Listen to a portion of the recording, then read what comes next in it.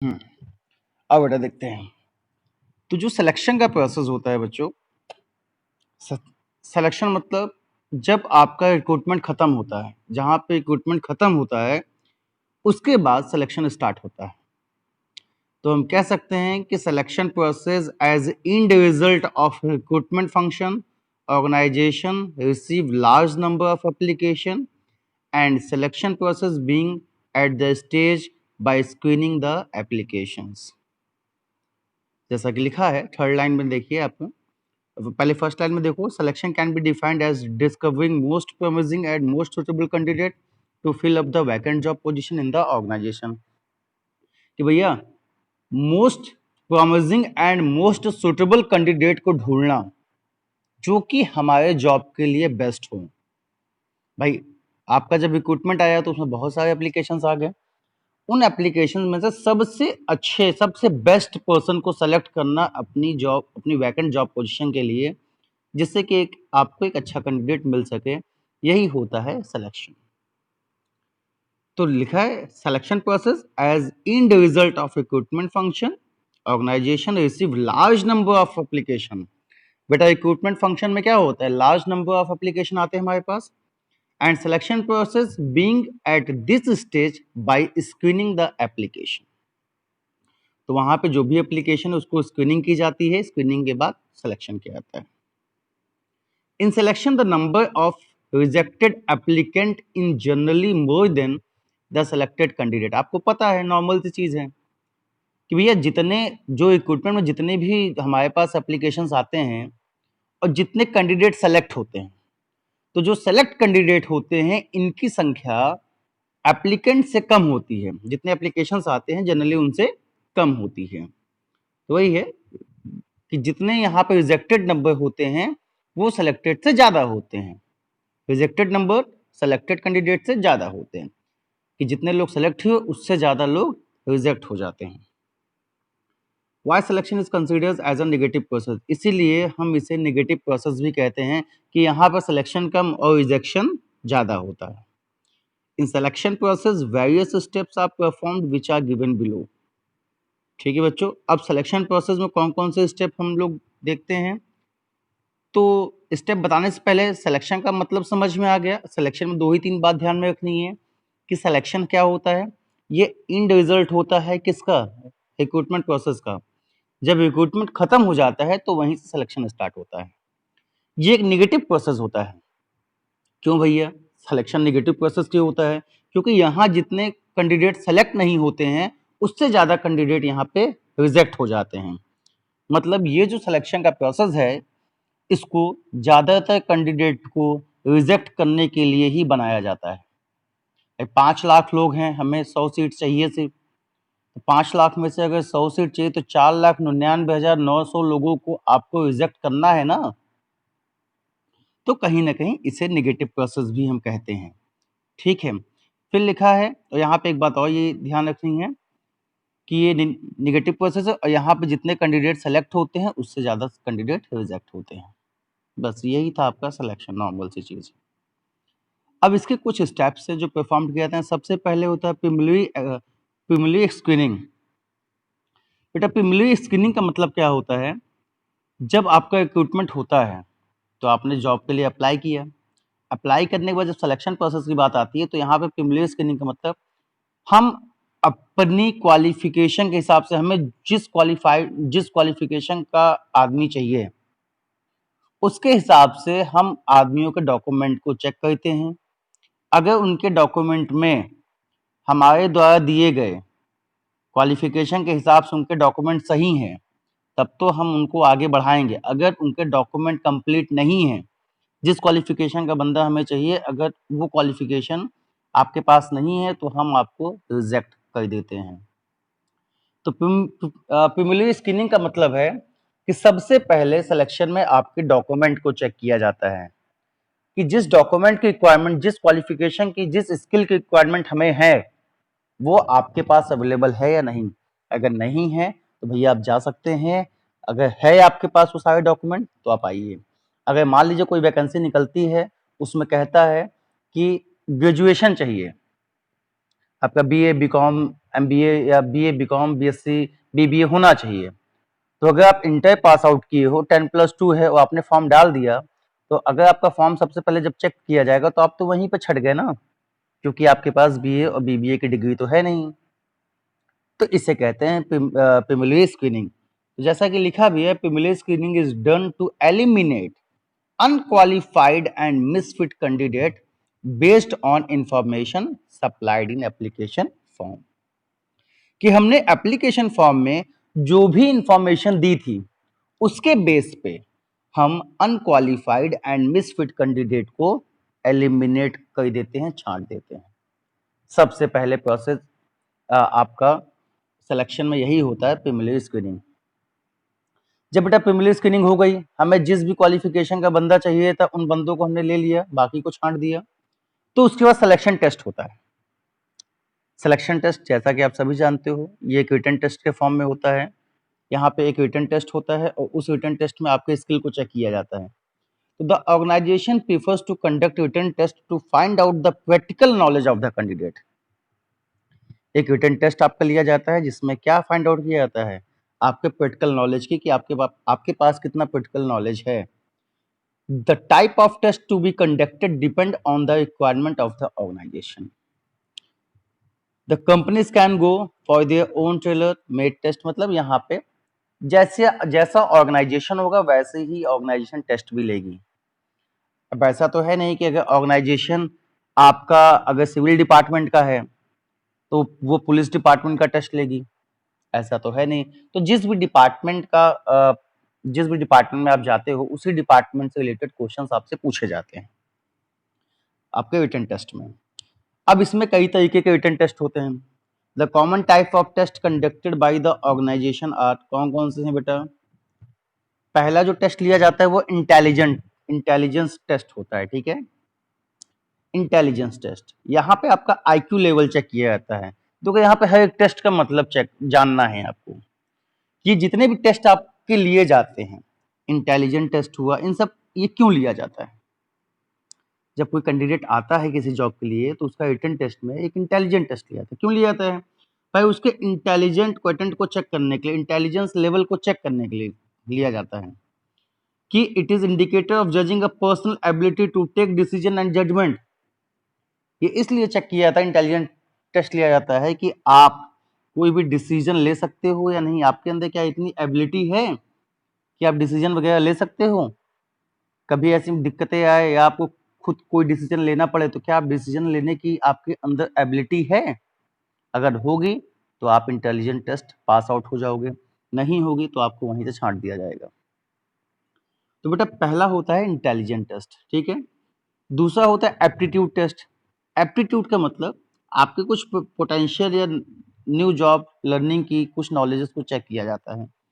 This test is conducted to find out the potential of learning new job in the candidate, कि आपके अंदर कितना potential है एक नई जॉब को करने के लिए। भाई नई जॉब अगर आपको चाहिए जिसके बारे में आपको कुछ नहीं पता, तो उसको पाने के लिए आप अपना जी जान लगा दोगे, नई नई चीजों को सीखोगे, उस जॉब से रिलेटेड जो भी चीजें हैं उनको पढ़ोगे, तभी तो आप टेस्ट दे पाओगे। तो यहाँ पे एप्टीट्यूड टेस्ट लिया जाता है जो कि जॉब से रिलेटेड होता है। वहां पे सिर्फ ये चेक किया जाता है कि आपके अंदर कितना पोटेंशियल है कि आप इस जॉब को पाने के लिए क्या क्या सीख सकते हो। How quickly the candidate can learn new skills and new methods, कितनी जल्दी कैंडिडेट नए स्किल्स और नए मेथड को सीखता है। The test helps to know how the candidate will performing in future. Aptitude test क्यों लिया जाता है?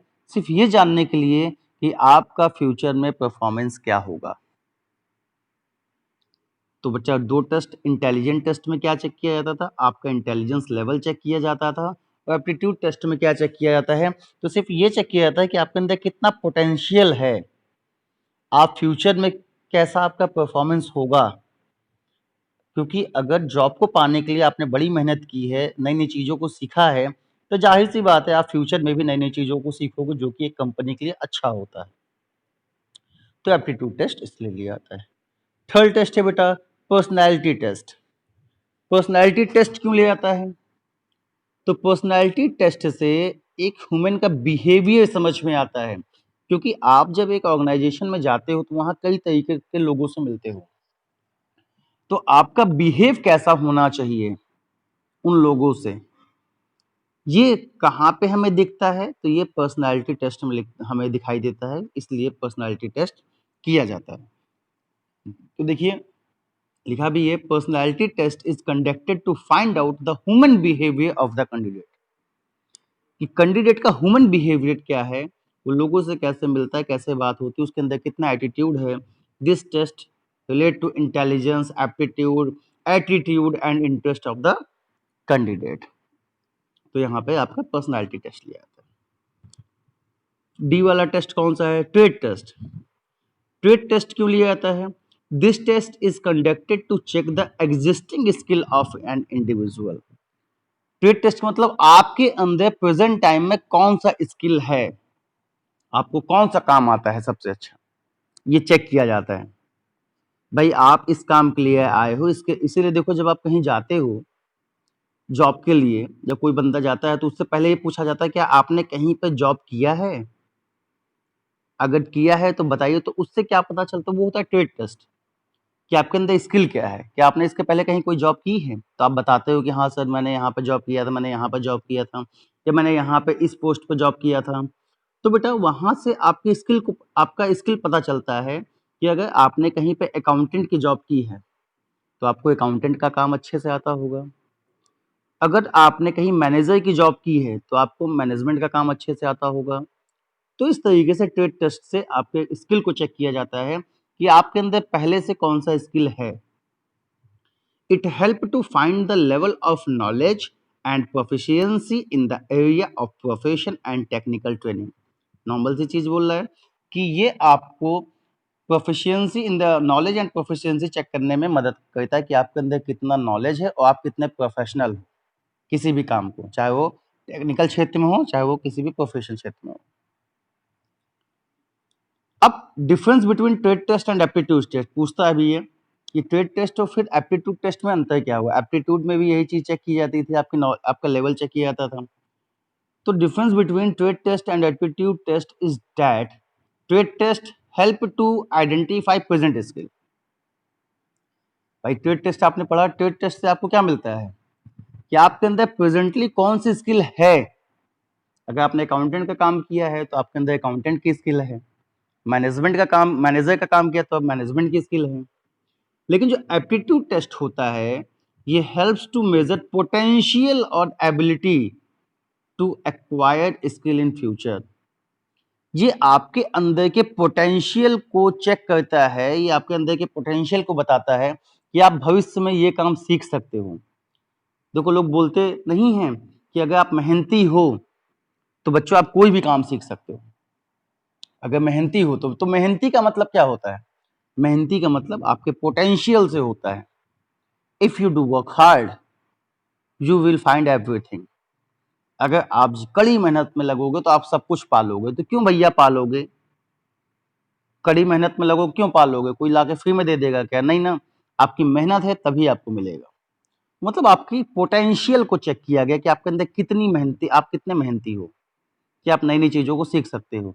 ये कहाँ से पता चलता है? पोटेंशियल एबिलिटी टेस्ट से, सॉरी एप्टीट्यूड टेस्ट से, ठीक है। और ट्रेड टेस्ट से आपको क्या पता चलता है कि प्रेजेंट स्किल आपके अंदर क्या है, आपने कौन सा काम सीखा हुआ है। तो बेटा एप्टीट्यूड टेस्ट और ट्रेड टेस्ट में डिफरेंस समझ में आ गया कि नहीं आया? बताओ, आया या नहीं आया? हाँ, इसमें जो लास्ट आपका टेस्ट लिया जाता है सिलेक्शन में, that is called interest test, कि आपका उस काम में कितना इंटरेस्ट है, जिस जॉब के लिए आप आए हो क्या उस जॉब में आपका इंटरेस्ट भी है या नहीं। अगर नहीं है तो आपका किस काम में इंटरेस्ट है। जैसा कि interest test, this test is conducted to find out the type of job in which candidate has more interested, as all the people have fascination for some job than others. Normal सी चीज बोल रहा है, the test is conducted to find out the type of job in which candidate has more interested. ये test क्यों लिया जाता है? ये जानने के लिए कि जो हमारा कैंडिडेट है उसे किस काम में उसका ज़्यादा मन लगता है, किस काम में उसका ज़्यादा इंटरेस्ट है। तो बेटा जिस भी काम में इंटरेस्ट होगा उसी काम में उसको लगाया जाएगा, तो इसलिए इंटरेस्ट टेस्ट लिया जाता है। तो बस यही 5 तरीके के टेस्ट थे जो कि प्रीलिमिनरी स्क्रीनिंग के बाद लिए जाते हैं। तो जो प्रीलिमिनरी स्क्रीनिंग के बाद सिलेक्शन टेस्ट लिए जाते हैं वो सिलेक्शन टेस्ट 5 तरीकों के होते हैं। पहला इंटेलिजेंट टेस्ट, इंटेलिजेंस के बाद सेकंड वन है एप्टीट्यूड टेस्ट। बेटा एप्टीट्यूड के बाद आपका एक सेकंड यहाँ पे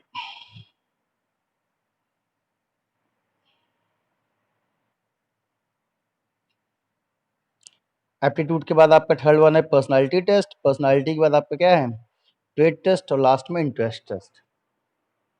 बस ये 5 तरीके के टेस्ट आपके लिए जाते हैं। ओके आगे बढ़ें।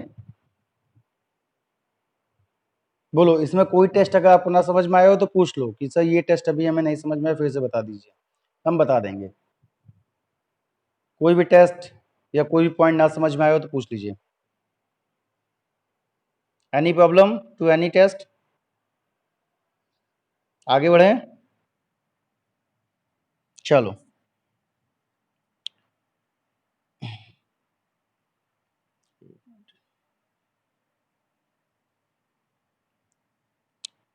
आगे बच्चा जो इसमें थर्ड आता है, जब आपका सिलेक्शन टेस्ट हो जाता है तो सिलेक्शन टेस्ट के बाद एक सेकंड थर्ड वाला पॉइंट आता है, फिर आपका एम्प्लॉयमेंट इंटरव्यू होता है। भाई पहले आपके डॉक्यूमेंट चेक किए गए, डॉक्यूमेंट के बाद आपका रिटन टेस्ट लिया गया। जब रिटन टेस्ट भी आप क्वालिफाई हो जाते हो तो आपका एक इंटरव्यू लिया जाता है। The candidate who qualify the test are called for interview. जो कैंडिडेट टेस्ट क्वालिफाई हो जाते हैं उनको इंटरव्यू के लिए बुलाया जाता है। Conducted the final interview a panel of expert is called.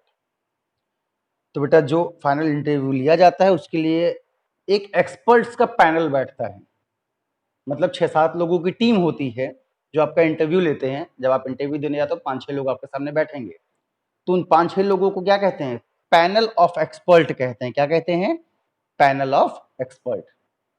तो जो इंटरव्यू लेता है उसे पैनल कहते हैं कि कौन सा पैनल बैठा है, उसमें कौन कौन से एक्सपर्ट बैठे हैं। The consultant who are specialist in their field ask question from the candidate. देखो इंटरव्यू कैसे लिया था, सिंपल सी चीज है। जो पैनल बैठा है उसमें 6-7 लोग होंगे, सबका सब अपने अपने क्षेत्र में प्रोफेशनल होंगे। किसी को साइकोलॉजिकल, कोई साइकोलॉजिकल है वो साइकोलॉजी के बारे में अच्छे से जानता है, कोई जीएस के बारे में अच्छे से जानता है, कोई एप्टीट्यूड टेस्ट के बारे में अच्छे से जानता है। तो जिसका जो भी स्किल है, जो जिसमें भी प्रोफेशनल है, वो अपने प्रोफेशन के हिसाब से आपसे क्वेश्चन पूछेंगे। भाई जो साइकोलॉजिस्ट है वो तो साइकोलॉजिकल ही क्वेश्चन आपसे पूछेगा ना। तो जो भी अपने अपने क्षेत्र में प्रोफेशनल्स हैं वो अपने अपने ही क्षेत्र के क्वेश्चन आपसे पूछेंगे, तो आपको उसका आंसर देना पड़ेगा। ठीक है, और वो उसी जॉब से रिलेटेड चीजें पूछते हैं। The interview has may advantage over written test because interview you can find out the confidence level of the candidate along with his performance knowledge। ठीक, तो ये बेटा यहाँ पे देखा क्या जाता है, इंटरव्यू क्यों लिया जाता है। देखो कई बच्चे जब इंटरव्यू में जाते हैं, अगर उन्हें कोई चीज नहीं आती वो एकदम कॉन्फिडेंटली होकर बोलते हैं नो सर मुझे नहीं पता, no sir I have no any answer. लेकिन उसके बाद भी वो सेलेक्ट हो जाते हैं। क्यों? क्योंकि इंटरव्यू सिर्फ आपके कॉन्फिडेंस को देखता है। इंटरव्यू में क्या देखा जाता है कि एक कैंडिडेट के अंदर कितना कॉन्फिडेंस है। प्रैक्टिकल नॉलेज के साथ साथ भाई आपने रिटन टेस्ट दिया, रिटन टेस्ट में मुझे तो ये पता चल गया ना कि आपकी पर्सनालिटी टेस्ट में आपका बिहेवियर क्या है, आपके अंदर कितनी प्रैक्टिकल नॉलेज है, ये सारी चीजें हमें रिटन टेस्ट में पता चल गई। अब आपके अंदर कितना कॉन्फिडेंस है कि कॉन्फिडेंटली आप कोई डिसीजन कैसे लेते हो, तो वो कहाँ देखा जाता है, वो इंटरव्यू में पता चलता है। जब आप इंटरव्यू देने बैठते हो एकदम कॉन्फिडेंट होकर बोलते हो आता है तो फटाक से आंसर दिए, नहीं आता है तो एकदम कॉन्फिडेंट होकर बोलते हो नहीं सर मुझे नहीं पता, मुझे नहीं आता। तो बस इंटरव्यू आपके कॉन्फिडेंस लेवल को चेक करने के लिए लिया जाता है। तो यहाँ पर जो थर्ड प्रोसेस होता है सिलेक्शन का बच्चों, वो होता है एम्प्लॉयमेंट इंटरव्यू। बेटा हमने पहला देखा डॉक्यूमेंट स्क्रीनिंग होती है, हमारे डॉक्यूमेंट को चेक किया जाता है। दूसरा हमने वहाँ पहुँचे तो रिटन टेस्ट दिया, रिटन टेस्ट के बाद हमारा इंटरव्यू हो जाता है। जैसे ही हम इंटरव्यू देते हैं तो चौथा पॉइंट क्या है, चेकिंग रेफरेंस एंड बैकग्राउंड। फिर आप अगर किसी के रेफरेंस से आए हो तो ये चेक किया जाता है कि आपको यहाँ पे किसने भेजा है। भाई कोई कैंडिडेट मेरे सामने बैठा है तो मैंने उससे पूछा कि आपको कैसे पता चला कि हमारे यहाँ वैकेंसीज आई हैं, तो आपने बताया कि हमको इन्होंने बताया था, हमको इन्होंने बताया था, या आपके यहाँ एक मैनेजर है हमको उन्होंने बताया था, तो मैं उनके रेफरेंस से आया हूँ, मैं मोदी जी के रेफरेंस से आया हूँ, मैं मुख्यमंत्री जी के रेफरेंस से आया हूँ। तो एक रेफरेंस लगा होता है, मैं इनके रेफरेंस से आया, तो आपका रेफरेंस चेक किया जाता है कि आपको किसने भेजा है या आप किस बैकग्राउंड से बिलोंग करते हो। तो in the application form the candidate is is asked to give the name of two references। जब भी एप्लीकेशन फॉर्म आपका आप भरते हो तो आपसे दो रेफरेंसेस पूछे जाते हैं। यहाँ पे रेफरेंसेस का जो मतलब है वो किससे है, यहाँ पे रेफरेंस का मतलब कि आपको कौन सी जॉब चाहिए, आप किस जॉब के लिए प्रीफर करते हो। If the candidate qualify the interview, अगर आपने इंटरव्यू क्वालिफाई किया, then the organisation prefer to check with the references about the personal character of the candidate. तो फिर आपका रेफरेंसेस चेक किया जाता है जो कि पर्सनल कैरेक्टर से रिलेटेड होता है। The organisation can cross check the information given by candidate with the references. Means simple सा यहाँ पे है, जब जब आपका इंटरव्यू आप पास आउट हो जाते हो तो जो भी एप्लीकेशन फॉर्म आपने भरा था उस एप्लीकेशन फॉर्म में जो भी इंफॉर्मेशन आपने दी थी उस इंफॉर्मेशन से रिलेटेड क्वेश्चंस आपसे पूछे जाते हैं। अब मान लीजिए कभी कभी आपने देखा होगा इंटरव्यू में लोग अपनी जगह किसी दूसरे को बैठा देते हैं, तो जो दूसरा आदमी जाएगा अगर वो एक्सपर्ट नहीं है, क्योंकि फॉर्म आपने भरा है, आपने सारी चीजें लिखी हैं, तो वो इंसान जो इंटरव्यू वाले होते हैं वो आपके एप्लीकेशन फॉर्म में जो भी इंफॉर्मेशन है उससे रिलेटेड चीजें आपसे पूछेंगे, और अगर आपने बता दिया तो ठीक है, नहीं बता पाए तो जाहिर सी बात है कहीं ना कहीं आपने कोई ना कोई इंफॉर्मेशन गलत दी है, तभी तो नहीं बता पाए। जैसा एक छोटा सा एग्जाम्पल लो, कभी कभी देखो फॉर्म में पूछ लेता है कि आपने कितने परसेंटेज गेन किया, या कभी कभी पूछ लेता है कि अपने हाई स्कूल इंटर का रोल नंबर लिखिए, तो आप अपने फॉर्म में हाई स्कूल इंटर का रोल नंबर डालते हो। जब आप इंटरव्यू देने गए, इंटरव्यू के बाद जब आपके डॉक्यूमेंट चेक किए गए या फिर जो वो क्रॉस क्वेश्चंस आपके हिसाब से किया गया, आप बैठे हो, आपसे इंटरव्यूअर ने पूछ लिया अपने हाई स्कूल का रोल नंबर बताइए, अब आप फंस गए, आप बता ही नहीं पाओगे। तो आपने फॉर्म में लिखा कैसे जब आपको नहीं पता। तो इसलिए वहां भी कैंडिडेट को छाट दिया जाता है कि इसका आईक्यू लेवल उतना स्ट्रांग नहीं है, क्योंकि इसको अपनी ही चीजें नहीं याद हैं, तो ये आगे क्या याद रखेगा। कभी कभी एक एमटीवी पे आता है रोडीज नाम का शो, आप उसको देखिए, उसमें देखो जो फॉर्म होता है उसी से क्वेश्चन पूछे जाते हैं कि अगर आपके अंदर ये एबिलिटी नहीं थी तो आपने यहाँ पे क्यों लिखा। तो इसे कहते हैं बच्चों चेकिंग रेफरेंसेस एंड बैकग्राउंड, कि आपने जो भी फॉर्म में लिखा है उसको चेक करना, आपसे क्रॉस क्वेश्चन करना, पूछना, उसके बेस पे फिर उसके बाद जब हम चेक कर लेते हैं आपका रेफरेंसेस एंड बैकग्राउंड, तब हम सिलेक्शन का डिसीजन लेते हैं कि आपको सेलेक्ट किया जाएगा या नहीं किया जाएगा। तो फिफ्थ वाला है the candidate who pass the test. Candidate जो कि टेस्ट को पास कर लेते हैं, इंटरव्यू को पास कर लेते हैं और उनका रेफरेंसेस भी चेक हो जाता है, included in selection list and the manager select most suitable candidate for this list. जो इन सभी टेस्ट को पास कर लेता है उसे हम सिलेक्शन लिस्ट में डाल देते हैं, और उसके बाद मैनेजर उनमें से जो सिलेक्शन लिस्ट में जो बंदे हैं उनमें से जो बेस्ट होगा वो उनको चुन लेता है। ठीक है, इतना प्रोसेस पास आउट करने के बाद आप सभी बच्चों का नाम जो जो इन प्रोसेस को पास आउट करके आएंगे उनका नाम हम सिलेक्शन लिस्ट में डाल देते हैं कि इतने कैंडिडेट सेलेक्ट होके आए हैं, फिर उनमें से बेस्ट कैंडिडेट को सेलेक्ट किया जाता है। आपने अक्सर देखा होगा मेरिट निकलती है, सारे टेस्ट पास हो जाओ फिर अंतिम में जाके मेरिट निकलती है कि जनरल की ये मेरिट है, ओबीसी की ये मेरिट है, इस मेरिट के बेस पे सिलेक्शन होगा। भाई जितने कैंडिडेट अब तक आपने सेलेक्ट किया सब, तो सब कुछ निकाल लिए, फिजिकल निकाल लिए, मेडिकल निकाल लिए, रिटन टेस्ट निकाल लिए, लेकिन लास्ट में क्यों छट जाते हैं मेरिट से? क्योंकि उन सभी का नाम सिलेक्शन लिस्ट में तो है, लेकिन मैनेजमेंट उनमें से भी जो बेस्ट होता है उसे लेता है। तो ये होता है सिलेक्शन डिसीजन। इन सभी टेस्ट को पास करने के बाद आपका नाम सिलेक्शन लिस्ट में डाल दिया जाता है और फिर जो बेस्ट कैंडिडेट होगा उसे सेलेक्ट कर लिया जाता है। सिलेक्शन के बाद जब हाँ पता चल गया कि भैया आपका सिलेक्शन हो गया, तो उसके बाद आपका मेडिकल एग्जामिनेशन होता है। आपको अपॉइंटमेंट देने से पहले आपका मेडिकल टेस्ट होता है, जो कि वहीं के डॉक्टर्स आपका चेकअप करेंगे। अगर वो कहीं पे आपको अनफिट पाते हैं मेडिकल टेस्ट में, तो वो आपको जॉब से निकाल देंगे, कहेंगे भैया आप जा सकते हो, आप एलिमिनेट हो जाओगे। और अगर बच्चों आपने मेडिकल टेस्ट भी पास किया, तो मेडिकल टेस्ट के बाद जॉब जो है वो आपको ऑफर की जाती है। जब आप मेडिकल टेस्ट पास कर लेते हो तो आपको जॉब ऑफर की जाती है, भैया अब आपकी जॉब फिक्स हो गई, यह है आपका अपॉइंटमेंट लेटर। तो आपको अपॉइंटमेंट लेटर दे दिया जाता है, आपको जॉब ऑफर की जाती है, और जॉब ऑफर के बाद एक कॉन्ट्रैक्ट ऑफ एम्प्लॉयमेंट पे आपसे साइन ले लिया जाता है कि अब आज से आप इस जॉब के लिए यहाँ पे प्रिफर हो चुके हो, आपको ये जॉब पोजीशन आपको संभालनी है। तो उसे एम्प्लॉयमेंट लेटर बोलते हैं या कॉन्ट्रैक्ट ऑफ एम्प्लॉयमेंट बोलते हैं, जिसपे आपको सिग्नेचर करना होता है। तो when candidate accept the job offer, it refer to sign contract of employment. जब जो जॉब ऑफर हमने किया कि आपको इस जॉब के लिए सेलेक्ट किया गया है, अगर आप उससे एग्री हो तो फिर आपको एक कॉन्ट्रैक्ट ऑफ एम्प्लॉयमेंट पे साइन करना होता है कि ये जॉब आपकी फिक्स हो गई, अब आप इस जॉब पे बने रहोगे। While signing the contract of employment, the employer and candidate exchange certain document. The common content of contract of employment are job title, duties, responsibilities, pay, allowances, hour of work, leave rules, discipline rules, probation period, etc. मतलब contract of employment में ये सारी चीजें लिखी होती हैं, इन सारी चीजों को देखना है, अगर आप इससे सहमत हो तो आपको इस पर साइन करना होता है। साइन करने के बाद वो जॉब आपकी हो जाती है।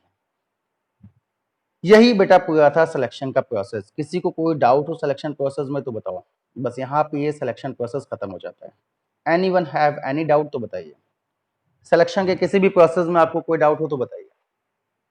कोई चीज ना समझ में आई तो पूछिए। तो हमने क्या देखा, फिर से एक क्विक रिवीजन। सबसे पहले डॉक्यूमेंट चेक होता है, फिर रिटन टेस्ट होता है, उसके बाद हमारा इंटरव्यू होगा। इंटरव्यू के बाद चेकिंग रेफरेंसेस एंड बैकग्राउंड को चेक किया जाता है, फिर उसके बाद हमारा सिलेक्शन डिसीजन लिया जाता है। सिलेक्शन डिसीजन जब हो जाता है तो मेडिकल एग्जामिनेशन होता है। अगर हम मेडिकल एग्जामिनेशन में पास हो गए तब हमें जॉब ऑफर की जाती है, और जॉब ऑफर होते ही हमसे कॉन्ट्रैक्ट ऑफ एम्प्लॉयमेंट पर साइन ले लिया जाता है। तो हमें कॉन्ट्रैक्ट ऑफ एम्प्लॉयमेंट पर साइन करना पड़ता है। Anyone have any doubt in a selection process? Then tell me. किसी को कोई डाउट हो तो पूछ लीजिए बच्चों, कहीं भी। समझ में आ गया? इतना पूरा सिलेक्शन प्रोसेस समझ में आ गया? नहीं आया समझ में? आ गया समझ में? चलो, आ गया तो अच्छी बात है।